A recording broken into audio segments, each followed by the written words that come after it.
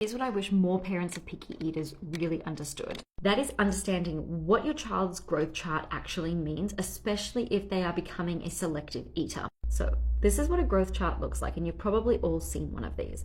I really like this representation because it shows you each line of the percentile. This is something that we learned back in my master's degree when we were looking at babies. So this middle line here, the blue one, that shows the 50th percentile. And so you would take your child's age and their kilograms on the side, line them up to a midpoint, and then you read up along the chart. So that shows you that your child is at the 50th. So if, let's say you line up right here, you don't read directly across like you would in most charts, you read up along the growth curve. Okay, so in this chart, I have added one dot here, and something that we learned that was really important, that a dot by itself doesn't really tell you anything. What you are looking for is a trend and pattern over time, which would look something more like this. This shows a trend over time. We can see that the child here is pretty much tracking really nicely along the 50th percentile. And here's a note on that. It actually doesn't matter if your child is not on the 50th percentile. If your child is tracking consistently along the 25th percentile, that's okay. It just means that the majority of children are heavier than your child.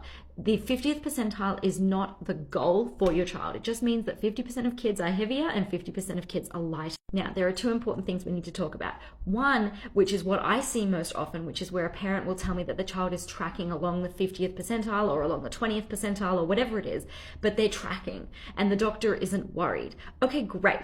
And then if the parent tells me my child's only eating 5 things, or they're not eating a variety of foods from all the food groups, that's where I will think to myself, okay, this child is clearly getting enough calories to maintain their growth, which is a good thing because that means that they're not losing weight. However, the problem with that is they're clearly not getting enough nutrients. Getting enough calories is not the same as getting enough nutrients. Let me put it to you another way. You could go every day and eat McDonald's and eat the exact number of calories that your body needed to maintain your weight within, half a kilogram or a pound.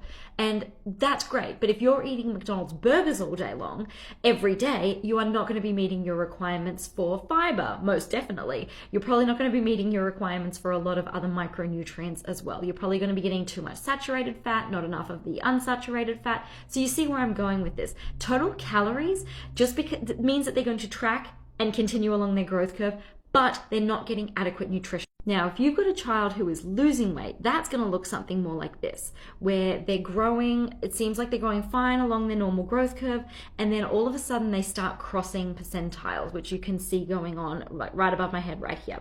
So they've moved over now to a lower percentile, and they keep moving over, and this is again important to track over time, because if we just saw one of these dots on the chart, we might think, oh, that child's at the 25th percentile, that's no problem, that's great. But if they've come from the 50th percentile over a short period of time and moved over multiple percentiles, that's where we're seeing a problem that the child is not getting enough calories, and they're definitely not getting enough nutrition in terms of micronutrients and macronutrients. So in conclusion, if you're the parent of a child whose growth chart looks something like this, where they are tracking reasonably consistently along whatever percentile it is that they are on, that's great. If your child, and you know your child, if your child is not eating a variety of foods from all the food groups, and or they are eating less than 20 foods or even close to 20 foods, there is a very good chance that they are only meeting their calorie requirements but not meeting their nutritional requirements.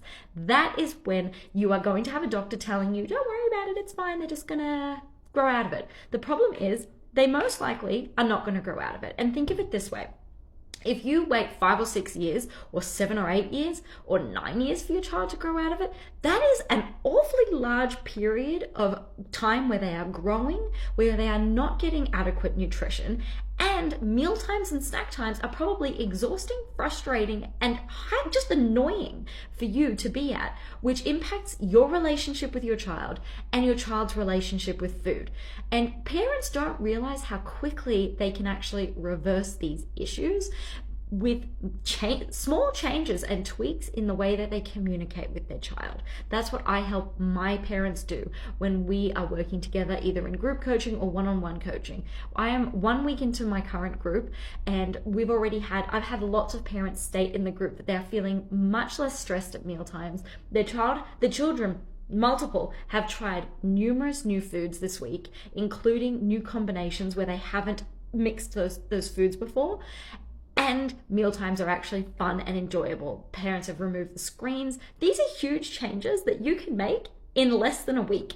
If you stuck around for this whole video, there's probably a really good chance that you want to improve your picky eating situation. So send me a private message or comment below and we can chat more about what coaching would look like, because in the end, if you are spending your valuable time every day stressing and about mealtimes and planning mealtimes or catering to your child's food preferences, what would you do if you got that time back? What would you do if mealtimes all of a sudden were enjoyable for you? So you can think about, do I want to struggle for years and years with this, or would I like to just get some help and actually help myself and my child, both with our relationship with each other and my child's relationship with food, and at the same time help them improve the number of foods that they're eating because they want to improve it, not because you've stood over them and bribed them or begged them or given them something else. So yeah, let me know your thoughts.